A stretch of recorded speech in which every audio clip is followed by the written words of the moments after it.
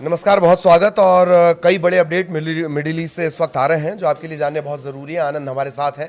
कई important point in सबके बीच develop हो गए हैं। पाकिस्तान में एक बैठक होती है, बड़ी हाई प्रोफाइल वो बैठक कही जा रही थी, शांति की उम्मीद तलाशी जा रही थी, और उसके ठीक बाद अचानक से ईरान के ऑफिशियल्स की तरफ से बात क्यों आने लगी है कि हम युद्ध के लिए पूरी तरह तैयार हैं।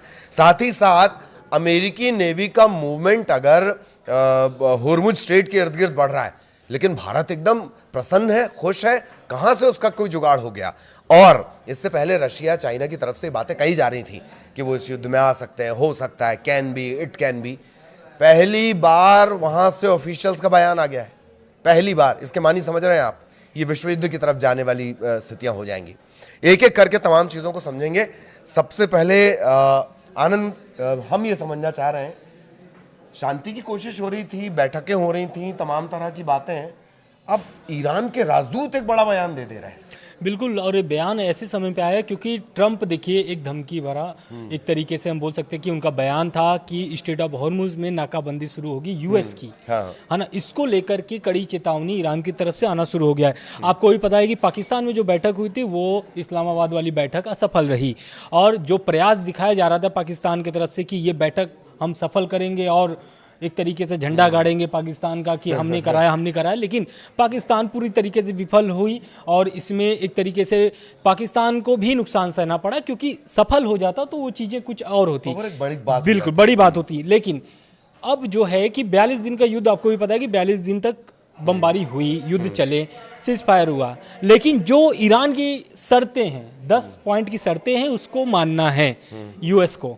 और जेडी वेंस जब इस्लामाबाद पहुंचे तो ऐसा लग रहा था दोनों तरफों से, या फिर बाकी देशों को भी, पूरी दुनिया को भी लग रहा था कि हो सकता है कि यहाँ पे बात बन जाए, लेकिन बात बनता नहीं है, बल्कि और उलझ जाता है। क्योंकि ऐसा इसलिए हम बोल रहे हैं क्योंकि ईरान के जो राजदूत हैं वो फिर से उसी बात को दोहराए हैं जिसका डर था।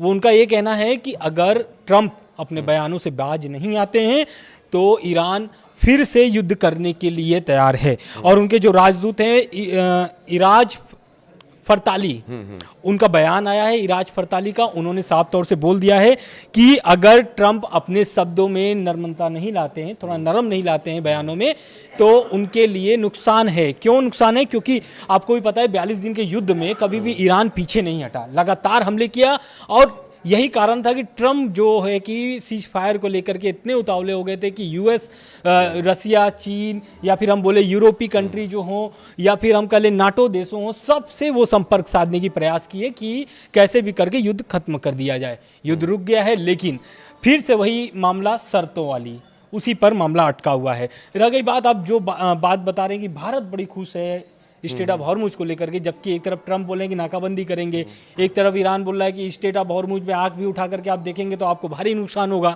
तो जो ईरान के राजदूत हैं मोहम्मद फतहली, उनका बयान आया हुआ है, और उन्होंने साफ तौर से बोल दिया है कि भारतीय जहाज़ों की सुरक्षा आवाजाही हमारी गारंटी है, मतलब ईरान की गारंटी है, और कोई भी टोल वसूली नहीं जाएगी। जो भारत की जहाज है वहां से अब कोई भी, भारत के जहाज़ों से कोई भी टोल वसूला नहीं जाएगा। और ये एक तरीके से उस समय में बयान आ रहा है जिस समय में ट्रंप नाकेबंदी को लेकर के एक समय भी निर्धारित कर दिए थे कि वो शाम 7:30 बजे नाकेबंदी शुरू कर देंगे स्टेट ऑफ हॉर्मुज में। बिल्कुल, तो ये जो इम्पोर्टेंट बात है इससे आप जान लीजिए। और एक बात और कि मोहम्मद फताली साहब जिस बात का जिक्र कर रहे हैं, दरअसल ईरान और भारत के जो ताल्लुकात हैं उन्हें कुछ सालों, कुछ दशकों में नहीं देखा जा सकता। साझा इतिहास अगर आप दोनों देशों का देखेंगे दोस्ती का, वो करीब करीब हज़ारों साल का दोनों की हिस्ट्री आपको मिल जाएगी, लिखित इतिहास की हम बात करें। एक बात, दूसरी बात कि शुरुआत से लेकर अब तक आपने देखा होगा भारत के लिए बहुत ज़्यादा दिक्कतें नहीं आई। भारत लगा झंडा, जो शिप है वो बहुत आसानी से मूव की है। इसके अलावा भारत से भी बहुत कुछ है। एक तो ईरान जो है वो करीब करीब 60 दिन का हमें पीरियड देता है, उसमें हम पैसा वगैरह कुछ नहीं देते हैं। साथ ही साथ भारत से जो सामान जाता है उसका भी, उसके पेमेंट के लिए भी ईरान जो है वो कोई कोताही नहीं बरतता है। तो बड़े अच्छे संबंध हैं, शुरुआत से ही था। तो हम कोई टोल नहीं लेंगे, और अमेरिका की नाकाबंदी को लेकर साफ साफ चेतावनी दे दी। मार्के की बात उन्होंने क्या कही है फताली साहब ने कि 42 दिनों से कुछ सीखे नहीं आप, ये एक सबसे बड़ी बात थी। लेकिन आनंद, रूस और चीन का जिक्र बहुत पहले से आ रहा है, कभी टेक्नोलॉजी के रूप में, कभी इंफॉर्मेशन के रूप में, टेक्नोलॉजी वॉरफेयर के रूप में। पहली बार ये हो रहा है कि किसी चीन की तरफ से एक ऑफिशियल बयान आया है, वो थोड़ा सा बताइए। बिल्कुल, दरअसल क्या हुआ है कि देखिए पहले आपको ये समझना पड़ेगा कि चीन का अब बयान क्यों आ रहा है। दरअसल ईरान से 90% तेल जो है निर्यात करता है चीन, और अगर स्ट्रेट ऑफ हॉर्मुज में अगर अमेरिका नाकाबंदी करता है तो इसमें सबसे भारी नुकसान अगर किसी देश का होगा तो वो है चीन। और यही कारण है कि उनके जो अब बयान आ रहे हैं वो एक तरीके से बहुत निंदा है उस बयान में, और एक तरीके से ट्रम्प को चेतावनी भी है, जिसका डर था कि ईरान युद्ध में कहीं यूएस और चीन आमने सामने न हो जाएं। लेकिन वो डर अब धीरे धीरे सच में बदल रहा है। इसलिए बदल रहा है क्योंकि ट्रम्प का जो बयान था कि हम स्ट्रेट ऑफ हॉर्मुज को अब नाकेबंदी करेंगे, यूएस के कब्जे में आ जाएगा, उनके साफ तौर से ये कहना था। तो उस पर जो चीन के रक्षा मंत्री हैं उनका साफ तौर से कहना है कि अपनी एनर्जी लाइफलाइन को कटते हुए चुपचाप नहीं देख सकते हैं हम, और अंतर्राष्ट्रीय जल क्षेत्र के इस सैन्यकरण को पुरजोर विरोध करेंगे। मतलब जो उन्होंने धमकी दिया है ट्रंप ने, उसका वो पुरजोर विरोध कर रहे हैं, क्योंकि उनकी 90% तेल वहीं से निर्यात होती है, और अगर वो बंद हो जाता है तो इसमें चीन को भारी नुकसान सहना पड़ेगा। यही कारण है कि चीन अब सामने से सीधे से बयान दे करके हमला कर रहा है ट्रंप पर। अब देखना दिलचस्प ये होगा कि जो ट्रंप लगातार दावा कर रहे हैं या फिर धमकी दे रहे हैं, ये धमकी कितना सच हो सकता है, क्योंकि देखिए आप भी देखे हैं कि जितना ट्रंप बोले हैं लगभग उसका 20% तो किए हैं। और आपको भी पता है कि अमेरिकी कितना सेना जो है कि ताकतवर है, ईरान ताकतवर है, लगभग 4 दशक से लड़ भी रहा है यूएस से, लेकिन उसमें भी आप समझिए कि इतने प्रतिबंध के बाद भी ईरान लगातार अटैक कर रहा है। अभी भी 42 दिन के हमले के बाद भी, भारी नुकसान सहने के बाद भी ईरान जो है कि फिर से कह रहा है कि हम युद्ध लड़ने के लिए तैयार हैं, आप फिर से युद्ध के लिए आ जाइए। क्यों आ जाइए? क्योंकि आपको भी पता है कि 6 महीने की उनकी तैयारी है इस युद्ध को। इस युद्ध को लेकर के उन्होंने 6 महीने की तैयारी करके रखी कि हम 6 महीने लगातार युद्ध कर सकते हैं। तो अब इसमें चीन की दखलंदाजी देखने को मिल रहा है, और कुछ खबरें ये भी आ रही हैं कि सीज फायर को लेकर के पाकिस्तान में तो असफल हो चुका है। अब जो है कि पुतिन फिर से प्रस्ताव रख रहे हैं कि आप हमारे इस प्रस्ताव को स्वीकार करिए और हम इस मध्यस्थता करके दोनों देशों का सीज फायर कराएंगे, यानी युद्ध खत्म कराएंगे। लेकिन मसला युद्ध खत्म करने का नहीं है, मसला ये है कि दोनों देशों का जो शर्त है कौन झुकेगा। सबसे महत्वपूर्ण बात यह है, क्योंकि वही शर्त जो है 10 पॉइंट की जो शर्तें थी, वही कारण था कि पाकिस्तान में सारी बैठकें असफल रही। बिल्कुल बिल्कुल सारी बैठकें असफल रही। और बात दरअसल ये है कि अब ईरान के पास, ईरान की स्थितियां वो हैं कि आर या पार जैसी स्थिति में वो आ चुका है। और रूस से एक बड़ा अपडेट जो है, यूरेनियम को लेकर व्लादिमीर पुतिन ने एक बड़ी बात कह दी है कि क्रेमलिन की तरफ से आधिकारिक तौर पर यह घोषणा की गई है कि वो अमेरिका और क्षेत्रीय देशों के साथ किसी भी संभावित शांति समझौते के तहत जो एनरिच यूरेनियम है, जिसमें दावा किया जा रहा था कि 60% तक एनरिच है, 90% जाने में 15 दिन, 7 दिन से 15 दिन का वक्त लगेगा, वो ये कह रहा है, दिमित्री पेस्कोव ये कह रहे हैं कि ठीक है, शांति के लिए ये आपने एनरिच कर लिया है 60%, आप इसको स्टोर रूम हमारे यहां रखवा दो, ठीक, ताकि आपको अगर ईरान पे डाउट है तो उसको हम सुरक्षित रख ले रहे हैं, लेकिन विश्व की शांति के लिए ये इस तरह का इनिशिएटिव लेने को तैयार है। कौन? रशिया। ये भी डायरेक्ट कोई बात अगर रशिया की तरफ से की गई तो ये एक चाइना की तरफ से जो बात की गई, और दूसरी ये, हालांकि कोई ठोस इसको लेकर अभी तक बातचीत आगे नहीं बढ़ी है। अमेरिका, इजराइल और ईरान के बीच जड़ती जो जंग है, जो पूरे एक तरह से पूरी दुनिया को ये प्रभावित कर रही है, अगर उसमें मेदवेदेव की बात मान ली जाए या व्लादिमीर का ये ऑफर मान लिया जाए, ये बड़ा गेम चेंजर साबित हो जाएगा। लेकिन ट्रंप, अब जरा इस पर चर्चा कर ली जाए। 2 बातें और बच गई हैं कि इजराइल और लेबनान को लेकर भी कोई बातचीत होने वाली, क्योंकि इस बार का जो ये पूरी बातचीत, ये जो पूरा युद्ध विराम है, ये गड़बड़ाया है तो लेबनान की वजह से। इजराइल ताबड़तोड़ हमले कर रहा है। ऐसी तस्वीरें वहाँ से आ रही हैं, जैसे ईरान से आपने देखा था बच्चों की जान चली गई थी, स्कूली बच्चों की, इसी तरह की तस्वीरें लेबनान से भी आ रही हैं।